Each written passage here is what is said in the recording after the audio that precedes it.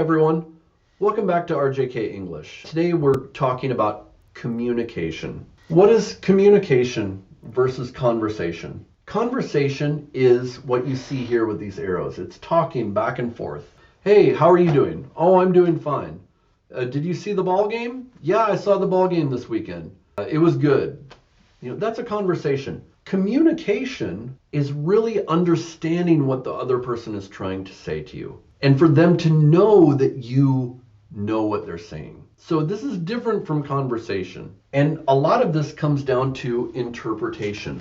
Everybody has their own past experience. Everybody has their own particular knowledge. And everybody has their own assumption about what we're talking about and the relevance and the context of what we're talking about. So you might be talking to your boss about your stress at work, and he might take it too seriously. Like, oh, are you going to quit? And you're like, no, I'm just talking about the stress I'm having at work. I need to just talk about it. At some point, he might stop you and say, now, I think you're saying that you're having problems with this person and that maybe we need to deal with it. And at that point, you might have to talk back and forth. This is communication. You're really getting to what is the person trying to say. That's why I put these circles here. Because as you're talking, this is your thinking. You think you know what you're communicating to the other person. This is what they think they're hearing. This is what they think they're saying, and this is what you think you're hearing from them. It might not be exactly correct. Have you ever tried to talk to someone and at the end of it, you realize they had no idea what you were talking about? Yeah, that's because you weren't really communicating. But let's step back for a second and talk about how you can answer questions from someone. So someone asks you, I was talking to my student from China about this just a moment ago. This was a question on a lesson that we were working on. What is your schooling like as you were growing up? Now the person says, oh, I went to a public school and then I went to a private school. The private school was hard, but I liked it and it helped me to get into a good college. Okay, you have communicated that you went to a public school and you went to a private school and that you got into a good college. The problem is you're talking about China and the listener is from the US. What could be the problem with me interpreting that short sentence you said? You went to a public school and then a private school, you went into a good university. The problem is I don't know anything about the Chinese schooling system, right? So as you're talking to me, you have to think about my experience, knowledge.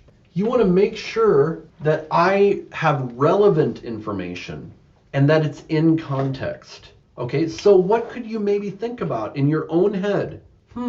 How is my experience in the Chinese system different from other people's experience in the Chinese system? Does everyone go to the same school as I do? And what does he know about China? So if I think about this, I think about adding a context. I went to a public school and then a private school in China. Most people in China go to public schools, and everybody in China can take tests in order to get into really good schools. But you also need money if you want to get into a very good private school. And a lot of times in public school, you can't always get that. So if you want to go to a really good college, like an Ivy League college, you need to get into a private high school. That's what I did. I went to a public school. It was a upper level public school. I was in a very good Beijing school district.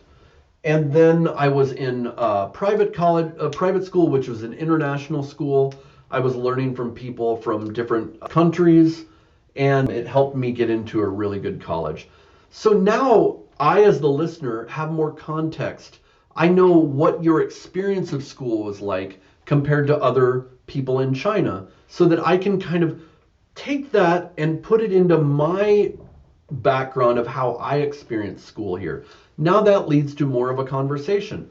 Oh, here in the US, when I was back home in Iowa, which is in the middle of the country, it's very, very rural, we did not think about going to an Ivy League school. But when I moved to the East Coast, people here sometimes go to very, very good schools, and they do go to Ivy League colleges. So now I understand more of your experience. So what did you do? You thought about what I knew already, and you tried to make it relevant to me so that I could understand it.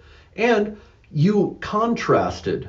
You contrasted your experience and maybe some other people's experience.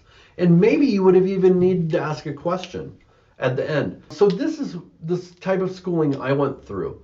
Is that anything like what you went through?